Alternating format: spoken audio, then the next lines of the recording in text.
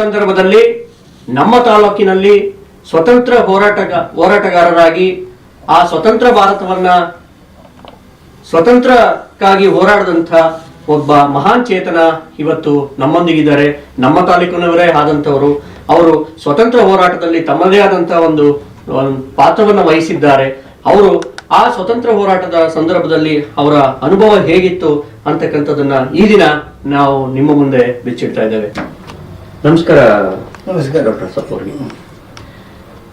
ತಾವು ಸ್ವತಂತ್ರ ಹೋರಾಟದ ಸಂದರ್ಭದಲ್ಲಿ ಬಹಳಷ್ಟು ಮಹತ್ತರವಾದಂತಹ ಕೆಲಸಗಳನ್ನ ಮತ್ತೆ ನಿಮ್ದೇ ಆದಂತ ಕಾರ್ಯವೈಖರಿಯಲ್ಲಿ ತೊಡಗಿದ್ರಿ ಅಂತಕ್ಕಂಥದ್ದು ಈಗ ಆಲ್ರೆಡಿ ನಮಗೆ ಗೊತ್ತಾಗಿದೆ. ಹಾಗಾಗಿ ಆ ಒಂದು ಸಂದರ್ಭ ಹೇಗಿತ್ತು, ಸ್ವತಂತ್ರ ಹೋರಾಟದ ದಿನಗಳು ನಿಮ್ಗೆ ಹೇಗಿತ್ತು? ನನ್ನ ಹಿಂದಿನ ಒಂದು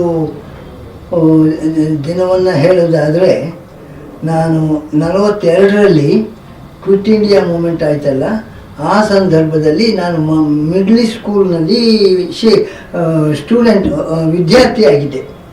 ಅಲ್ಲಿ ಆ ಟೈಮ್ನಲ್ಲಿ ಈ ನಾವು ಇನ್ನೂ ಹುಡುಗರು ಹೆಂಡದ ಒಂದು ಮಧ್ಯ ಒಂದು ಲಾರಿ ನಮ್ಮ ರೋಡ್ನಲ್ಲಿ ಓಡಾಡ್ತಾ ಇತ್ತು. ಸುತ್ತಮುತ್ತಲು ಹಳ್ಳಿಗಳಲ್ಲಿ ಈ ಮದ್ಯದ ವಿತರಣೆ ನಡೀತಾ ಇತ್ತು. ಆವಾಗ ನಾವು ಸ್ವತಂತ್ರದ ಒಂದು ಇದನ್ನು ವಹಿಸ್ಕೊಂಡು ಹೋಗಿ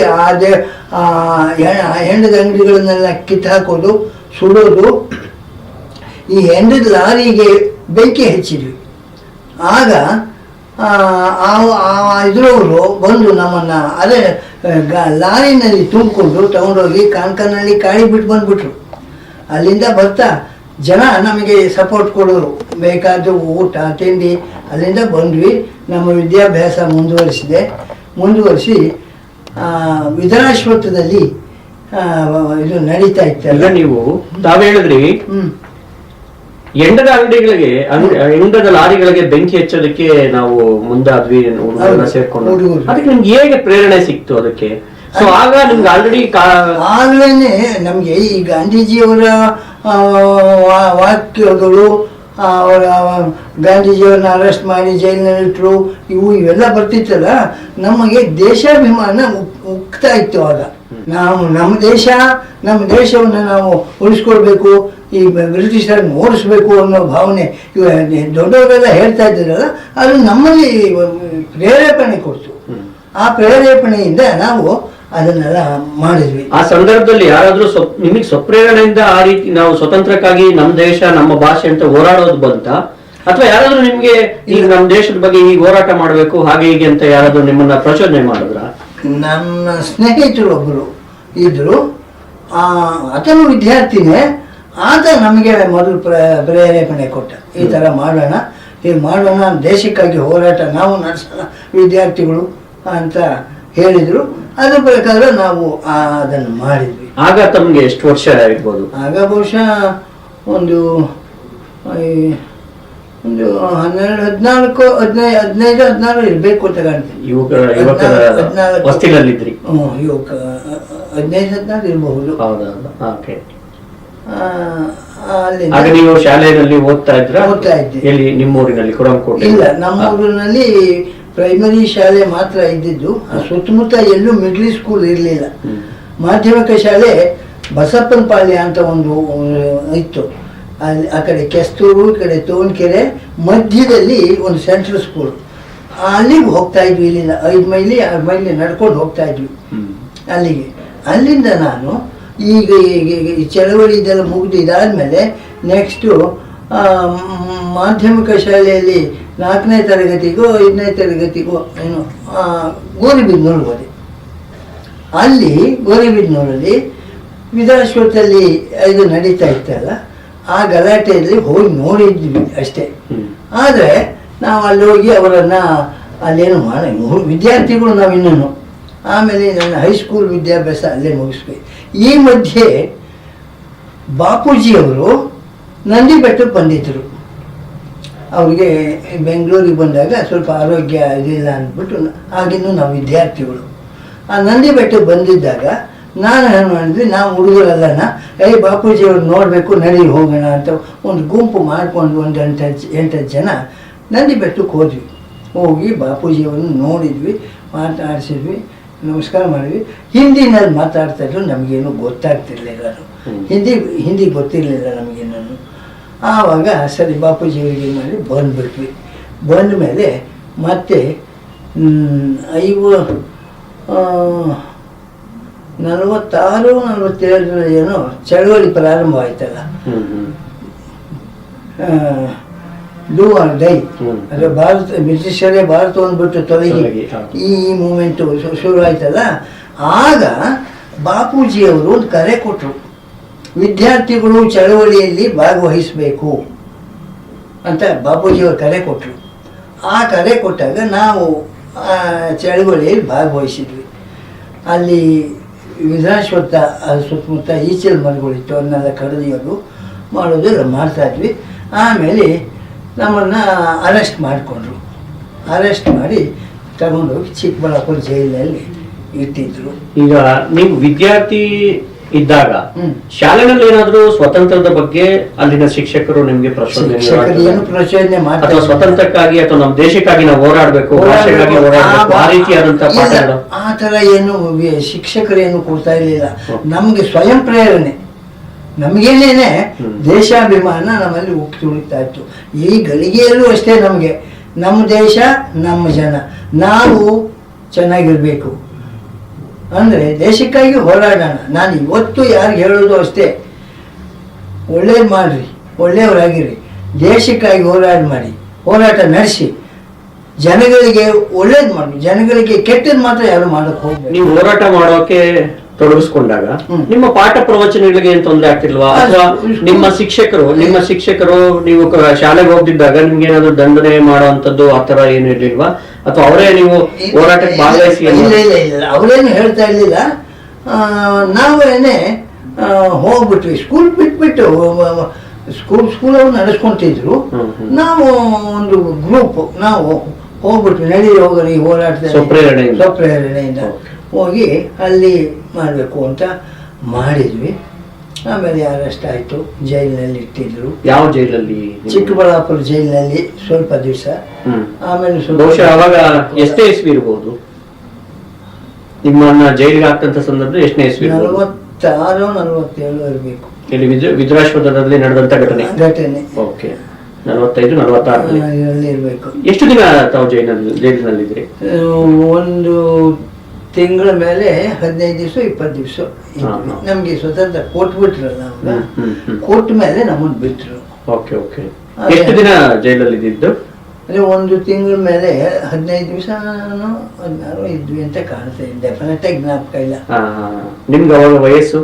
20 ವರ್ಷ. 20 ವರ್ಷಕ್ಕಾಗ್ಲೇ ಜೈಲಿನಲ್ಲಿ ಸ್ವತಂತ್ರಕ್ಕಾಗಿ ಜೈಲು ಶಿಕ್ಷಣ ಅನುಭವಿಸಿದ್ರು. ಹೇಗಿತ್ತು ಆ ಜೈಲಿನ ದಿನಗಳು? ಹೇಗಿತ್ತು ಅಲ್ಲಿನ ವ್ಯವಸ್ಥೆಗಳಾಗಿರ್ಬೋದು, ಅಥವಾ ನಿಮ್ಗೆ ಊಟ ತಿಂಡಿ ಆ ತರ? ಏನಾಗಿತ್ತು ಅಂದ್ರೆ ಊಟ ತಿಂಡಿಗೂ ಏನು ತೊಂದರೆ ಇರಲಿಲ್ಲ.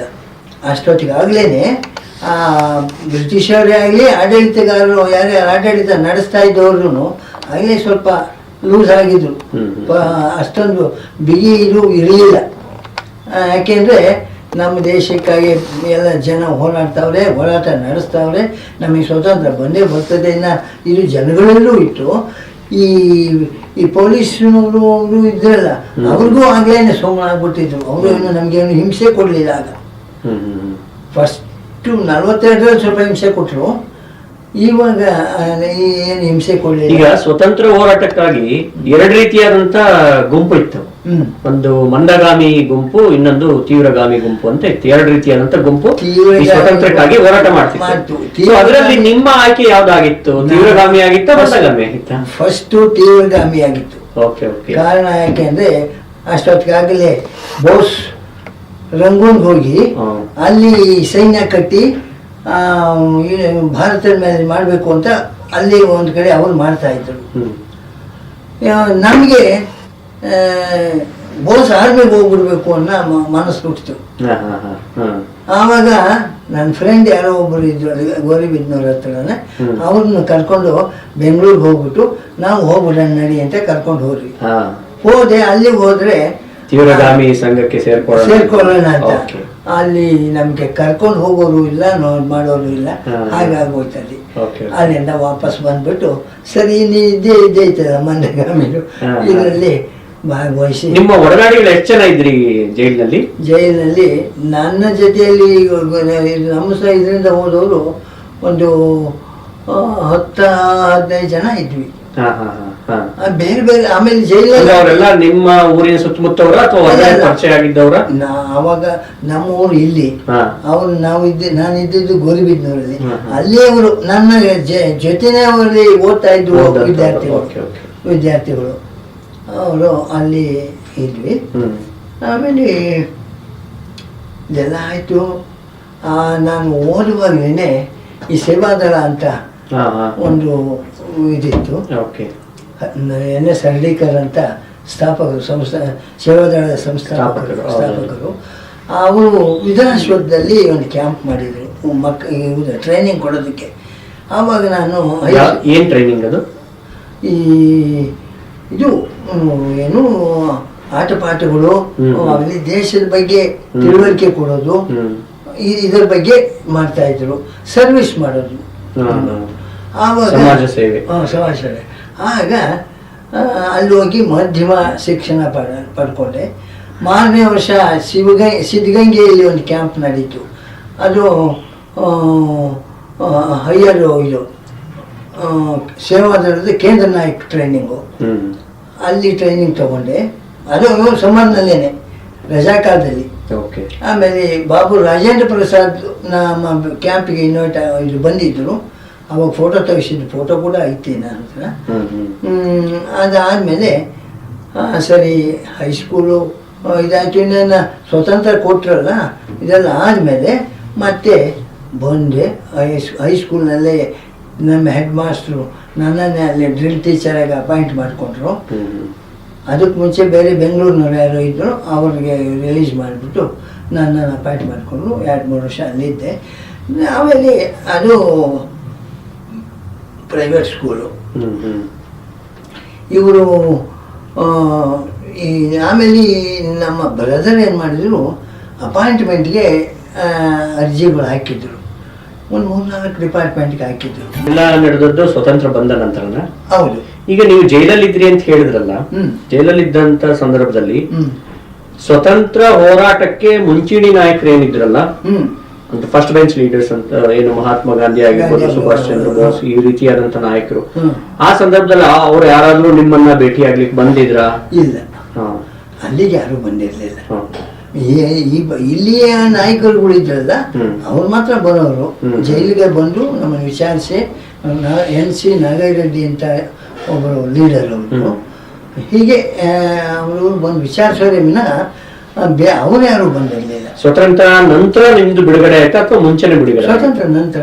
ನಂತರ ಅಂದ್ರೆ 47 ಆಗಸ್ಟ್ 15 ನಂತರ. ಎಷ್ಟು ದಿನದ ನಂತರ ಸ್ವತಂತ್ರ ಬಂದು ಎಷ್ಟು ದಿನದ ನಂತರ ತಮಗೆ ಬಿಡುಗಡೆ ಆಯ್ತು? ಅದಿಷ್ಟು ದಿವಸ ಅಂತ ಜ್ಞಾಪಕ ಇಲ್ಲ. ಸ್ವಲ್ಪ ಆ ಬಿಡುಗಡೆ ದಿನಗಳು ಹೇಗಿತ್ತು? ಆಗ ನಿಮ್ಮ ಅನುಭವಗಳು ಹೇಗಿತ್ತು? ಅಥವಾ ನಿಮ್ಮ ಒಡನಾಡಿಗಳ ಒಂದು? ನಾವು ಜೈಲಿನಲ್ಲಿ ಇದ್ದಾಗ ಪಬ್ಲಿಕ್ಸು ಜನ ನಮಗೆ ಫುಡ್ ಕಡಲೆಕಾಯಿ ಮೂಟೆಗಳು, ಪುರಿ ಮೂಟೆಗಳು ತಂದು ಜೈಲಿಗೆ ತುಂಬ್ತಾ ಇದ್ರು.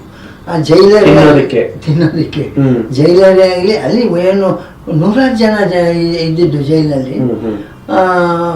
ಅವನು ಪೊಲೀಸರು ಕೂಡ ಏನು ತೊಂದರೆನೇ ಮಾಡ್ತಿಲ್ಲ. ಆ ಟೈಮ್ನಲ್ಲಿ ನಾವು ನೈಟು ಬೇಜಾರಾಗುತ್ತೆ ಹಿಂಗೆ ಹೋಗ್ಬೇಕು ಅಂತಂದರೆ ಅಲ್ಲಿ ಕಾವಲಿರ್ತಕ್ಕಂಥ ಪೊಲೀಸ್ನವ್ರು ಬಿಟ್ಬಿಡೋರು, ಹೋಗಿ ಪಿಕ್ಚರ್ ನೋಡ್ಕೊಂಡು ಬಂದು ತಿರ್ಗಾ ಜೈಲಲ್ಲಿ ಸೇರ್ಕೊಳ್ತಾ ಇದ್ವಿ. ಹೀಗೆ ಅಷ್ಟೊತ್ತಿಗೆ ಆಗೇನೆ ಎಲ್ಲ ನರ್ಮ ಆಗೋಗ್ಬಿಟ್ಟಿದ್ರು. ಇನ್ನು ಬಗ್ಗೆ ಇನ್ನೇನು ಅದಕ್ಕೆ ಇವರು ಸೌಮ್ಯ ಸ್ವಭಾವವನ್ನು ತಾಳಿದ್ರು. ಯಾರೂ ಹೆಚ್ಚಿಗೆ ಯಾರು ತೊಂದರೆ ಕೊಡಲಿಲ್ಲ ಯಾರಿಗೂ.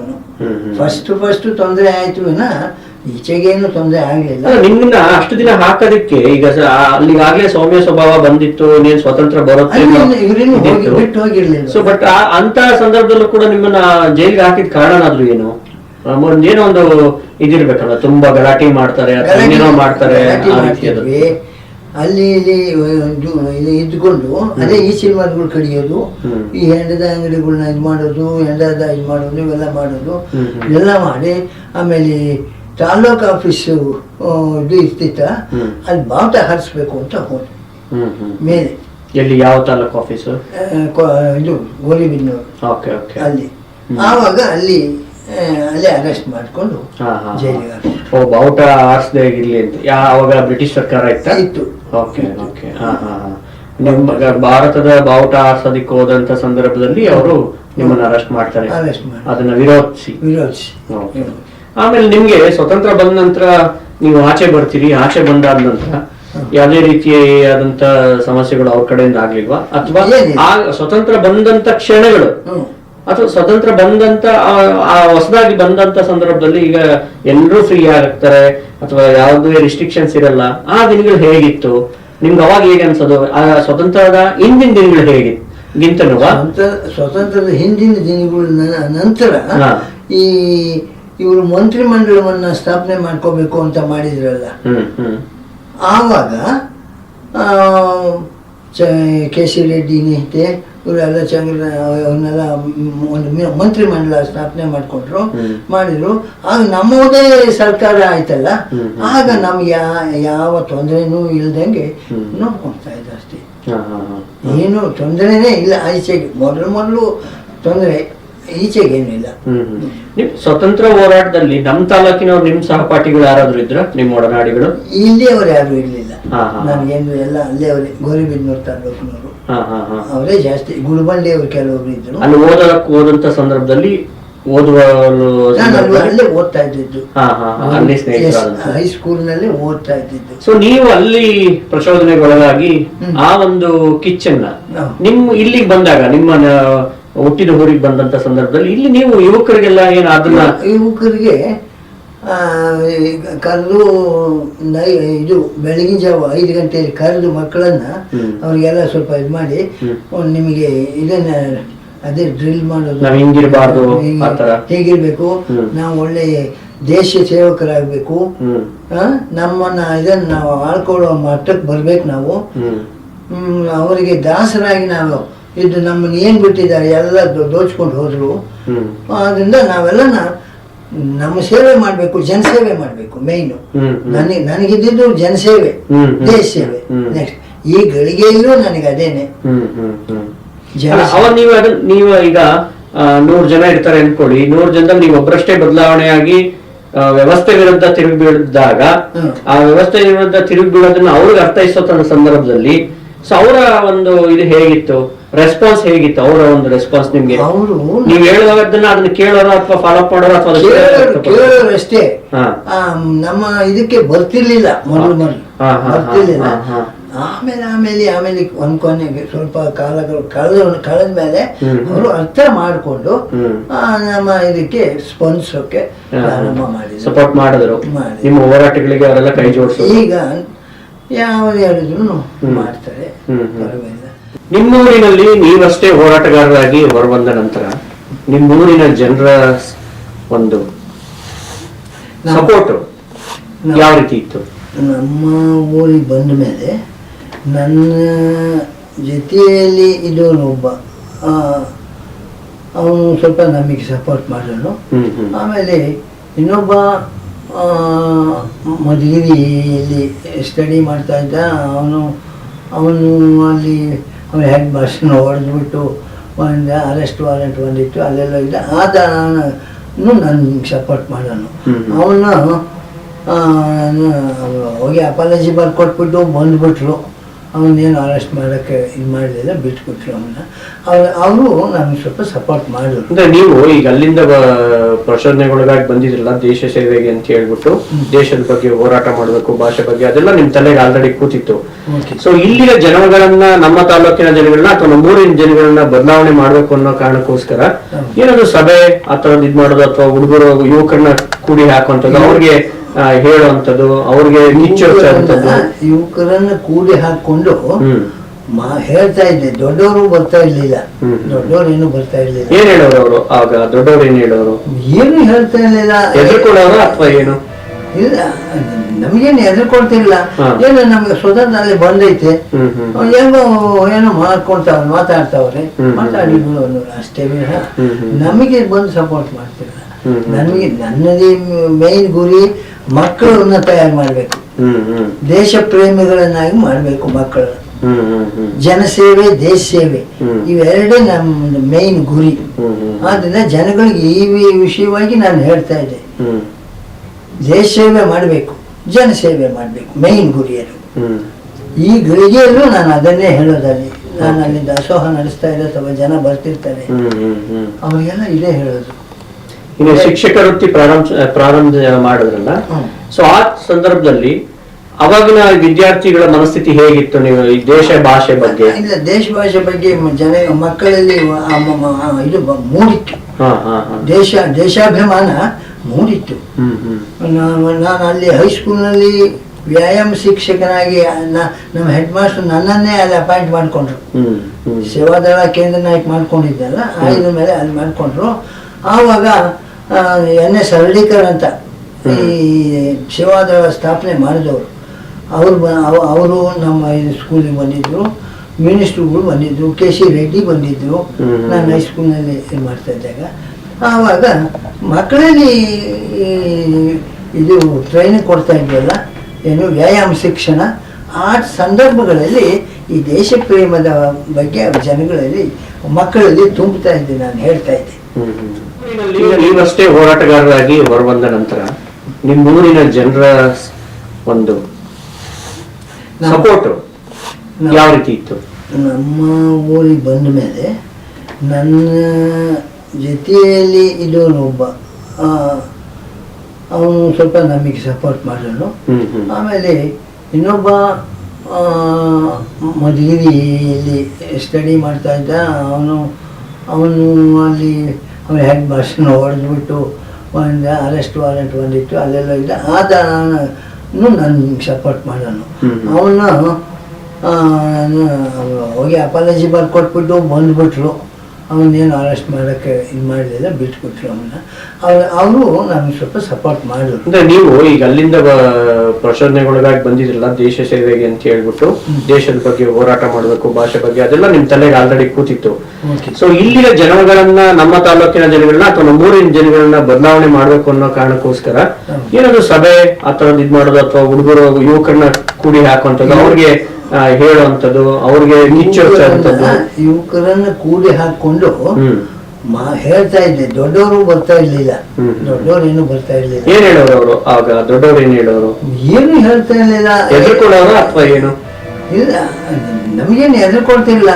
ಏನು ನಮ್ಗೆ ಸ್ವತಂತ್ರ ಬಂದೈತೆ, ಹೆಂಗೋ ಏನೋ ಮಾತಾಡ್ತಾವ್ರೆ, ಮಾತಾಡಿ ಅಷ್ಟೇ ವಿನ ನಮಗೆ ಬಂದು ಸಪೋರ್ಟ್ ಮಾಡ್ತಿಲ್ಲ.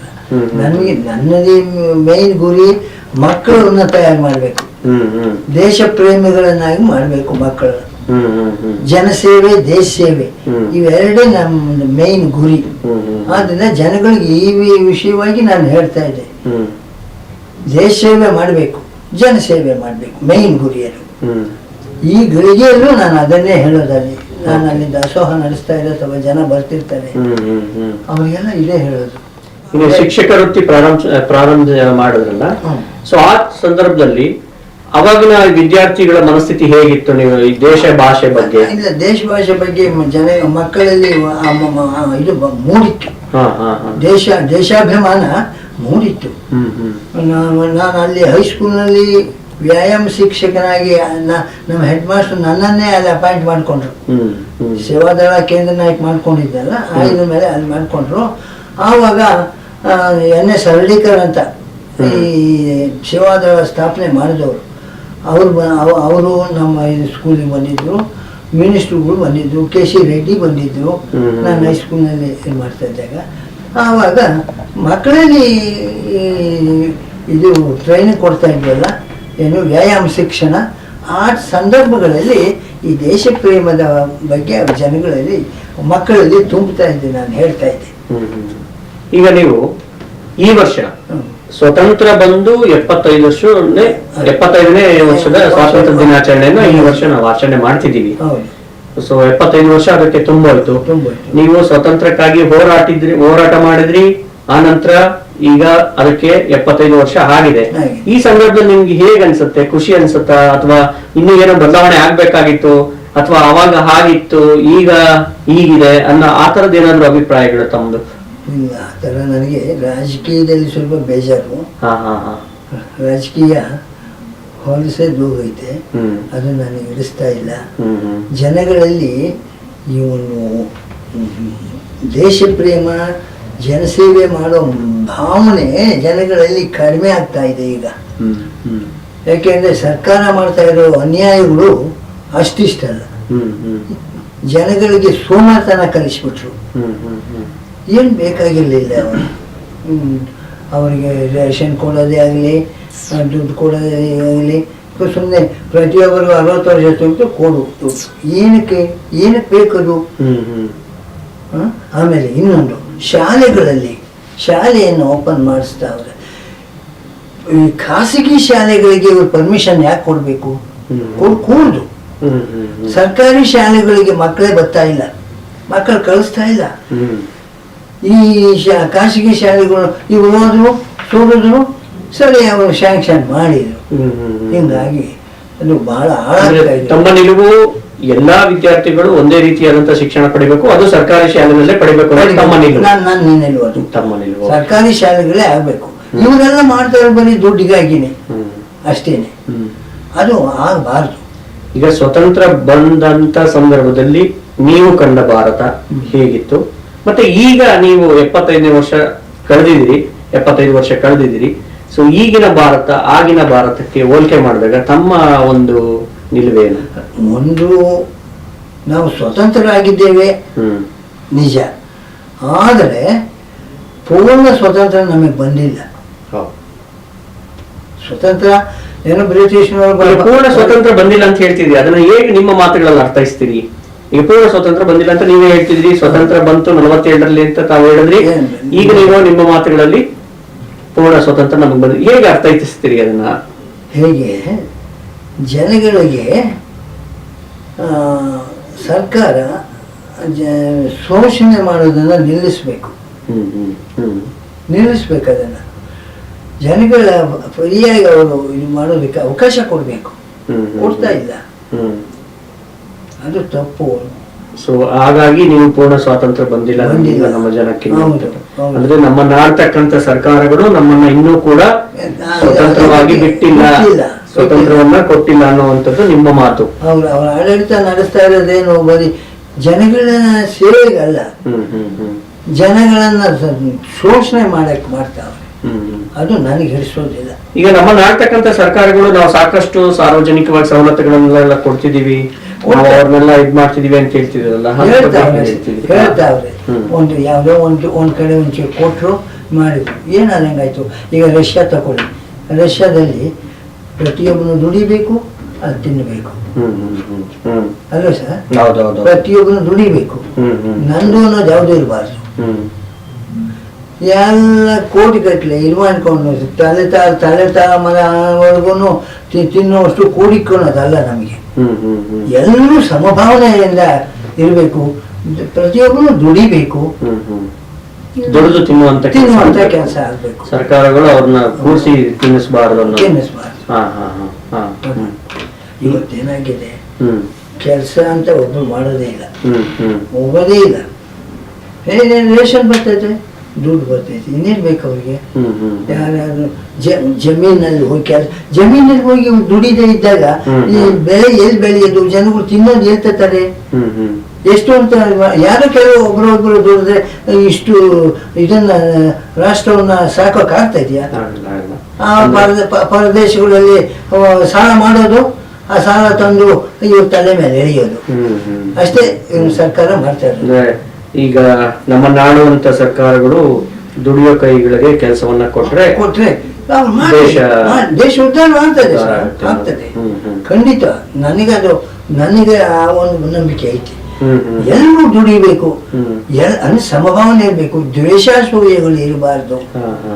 ದ್ವೇಷಾಸೂಯೆಗಳು ಎಲ್ಲಿನವರೆಗೂ ಇರುತ್ತೋ ಅಲ್ಲಿನವರೆಗೂ ದೇಶ ಮುಂದುವರಿಯಕ್ಕಾಗಲ್ಲ. ಏನಾದ್ರೂ ಅದೇ ಕೆಟ್ಟದ್ದು ನಡೀತಲೇ ಇರ್ತದೆ, ಅದಾಗಬಾರ್ದು. ಸಮಭಾವನೆ ಇರಬೇಕು, ಇದು ನನ್ನ ಒಂದು ಕಳಕಳಿ. ಸ್ವತಂತ್ರ ಬಂದ ನಂತರ ನೀವು ಭಾರತವನ್ನ ನೋಡಿದ್ರಿ, ಹಾಗೆ ನೋಡ್ಕೊಂಡು ಬರ್ತಿದ್ರಿ. 75ನೇ ವರ್ಷ ಇದು ಬರ್ತಿದೆ. ಸೊ ಈ ಒಂದು ಸುಸಂದರ್ಭದಲ್ಲಿ ಅಮೃತ ಮಹೋತ್ಸವನ್ನ ನಮ್ಮ ದೇಶ ಈ ವರ್ಷ ಕಾಣ್ತಾ ಇದೆ. ಸೊ ಈ ಸಂದರ್ಭದಲ್ಲಿ ನೀವು ನಾಡಿನ ಜನತೆಗೆ ಏನ್ ಹೇಳೋದಕ್ಕೆ ಪಡ್ತೀರಿ? ಒಬ್ಬ ಸ್ವತಂತ್ರ ಹೋರಾಟಗಾರರಾಗಿ ಏನ್ ಸಂದೇಶವನ್ನ ಕೊಡೋದಕ್ಕೆ ಬಯಸ್ತೀರಿ? ನನ್ನ ಇದು ಹೇಳೋದಾದ್ರೆ, ಪ್ರತಿಯೊಬ್ಬರಲ್ಲಿಯೂ ಒಂದು ಪ್ರೇಮ ಇರಬೇಕು. ಜನಗಳಲ್ಲಿ ರಾಷ್ಟ್ರ ಪ್ರೇಮ, ಜನತೆ ಪ್ರೇಮನೂ ಬೇಕು. ಕಿತ್ತಾಟಗಳು ಇರಬಾರ್ದು. ಸಮಭಾವನೆಯಿಂದ ಹೋಗ್ಬೇಕು. ರಾಷ್ಟ್ರ ಪ್ರೇಮ ಇರಬೇಕು. ದೇಶಕ್ಕಾಗಿ ದುಡಿಬೇಕು, ದೇಶಕ್ಕಾಗಿ ಮಡಿಬೇಕು. ಇದು ನನ್ನ ಒಂದು ಆದೇಶ. ಮಕ್ಕಳಿಗೆ ಯಾರಿಗೆ ನಾನು ಶಿಕ್ಷಕ ವೃತ್ತಿಗೆ ಸೇರಿದ ಉದ್ದೇಶ ಅಷ್ಟೇನೆ. ಮಕ್ಕಳನ್ನ ರೈಲ್ವೆ ಡಿಪಾರ್ಟ್ಮೆಂಟಿಗೆ ಅಂತೂ ಹೋಗಲಿಲ್ಲ, ಹೆಲ್ತ್ ಡಿಪಾರ್ಟ್ಮೆಂಟಿಗೆ ಅಂತೂ ಹೋಗಲಿಲ್ಲ. ಕಾರಣ ಅಲ್ಲಿ ಹೋದ್ರೆ ಕೈ ಒಡ್ಬೇಕಾಗ್ತದೆ ಲಂಚಕ್ಕೆ. ಬೇರೆ ಇದು ಈ ಒಂದು ಎಜುಕೇಶನ್ ಒಂದು ಬಿಟ್ರೆ ಬೇರೆ ಯಾವ ಡಿಪಾರ್ಟ್ಮೆಂಟು ನ್ಯಾಯವಾಗಿಲ್ಲ. ಎಲ್ಲ ಲಂಚಕೋರನೇ. ಅದಿರಬಾರ್ದು. ನನಗೆ ಅದಕ್ಕೆ ಬರಲಿಲ್ಲ. ಈ ಶಿಕ್ಷಕ ಇದಕ್ಕೆ ಬಂತು, ಅದಕ್ಕೆ ಹೋಗಿ ಸೇರ್ಕೊಂಡೆ. ಮಕ್ಕಳು ಜಡಿ ಮಣ್ಣು ಇದ್ದಂಗೆ ಮಕ್ಕಳ ಮನಸ್ಸು, ಅವರನ್ನು ತಿದ್ದಿ ಏನು ಬೇಕಾದ್ರೂ ಮಾಡ್ಬೋದು. ಆದ್ದರಿಂದ ಮಕ್ಕಳಲ್ಲಿ ಜನಸೇವೆ, ದೇಶ ಸೇವೆ ಮಾಡೋ ಮನೋಭಾವನೆ ಬೆಳೆಸಬೇಕು. ಇದೇ ನನ್ನ ಗುರಿ ಆಗಿದ್ದು.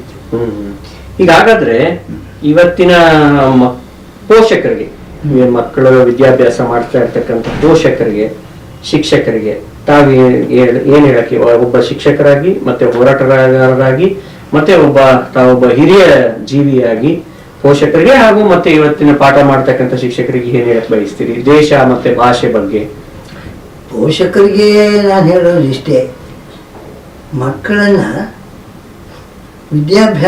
ವಿದ್ಯಾರ್ಥಿಗಳನ್ನಾಗಿ ಮಾಡಬೇಕು. ಪ್ರತಿಯೊಬ್ಬರೂ ವಿದ್ಯಾಭ್ಯಾಸ ಆಗಲೇಬೇಕು. ಒಂದು ಅವರು ಮಕ್ಕಳಿಗೆ ಏಕೆಂದ್ರೆ ಜನಗಳಲ್ಲಿ ಹೋರಾಟ ಕಿತ್ತಾಟ ಇದು ಇದ್ದೇ ಇರ್ತದೆ, ಮಾಡ್ತಾರೆ. ಅದಿರಬಾರ್ದು. ಅದನ್ನ ತಪ್ಪಿಸ್ಬೇಕು. ಅದು ಮಕ್ಕಳಲ್ಲಿ ಇದು ಈಗಿನಿಂದ ಅದು ಬೆಳೆಸ್ಕೊಂಡು ಬಂದ್ರೆ ಮುಂದೆ ಬರ್ತಕ್ಕಂಥ ಜನಾಂಗ ಒಳ್ಳೆ ಇದಕ್ಕೆ ಬರಬಹುದು ಅನ್ನೋ ಒಂದು ಇದು ನನಗೆ ಮನಸ್ಸಿಗೆ. ಮುಂದೆ ಮಕ್ಕಳನ್ನ ನಾವು ಒಳ್ಳೆಯ ರೀತಿಯಲ್ಲಿ ಅದನ್ನು ಮನೆಯಲ್ಲಿ ತಂದೆ ತಾಯಿಗಳು ಕೂಡ ಮಕ್ಕಳನ್ನ ಶಾಲೆ ಬಿಟ್ಟು ಬಂದ ಮೇಲೆ ಅವ್ರಿಗೆ ಇವರು ಬುದ್ಧಿ ಹೇಳಬೇಕು. ಮನೆಯೇ ಮೊದಲ ಪಾಠಶಾಲೆ ಅಂತ ಹೇಳ್ತಾರೆ, ತಾಯಿಯೇ ಮೊದಲ ಗುರು ಅಂತ ಹೇಳ್ತಾರೆ. ತಾಯಿ ಮಕ್ಕಳನ್ನ ಒಳ್ಳೆ ರೀತಿಯಲ್ಲಿ ತಿದ್ದುಕೊಂಡು ಬೆಳೆಸ್ಕೊಂಡು ಬರಬೇಕು. ಇದು ಇವರ ಪೇರೆಂಟ್ಸ್ನಲ್ಲಿರಬೇಕು. ಮಕ್ಕಳು ಅವ್ರನ್ನ ಅನುಸರಿಸ್ಕೊಂಡು ಹೋಗ್ಬೇಕು. ಒಳ್ಳೆ ದೇಶ ಸೇವಕರಾಗಬೇಕು. ನನ್ನ ಗುರಿ ಇದು ಇಷ್ಟೇ.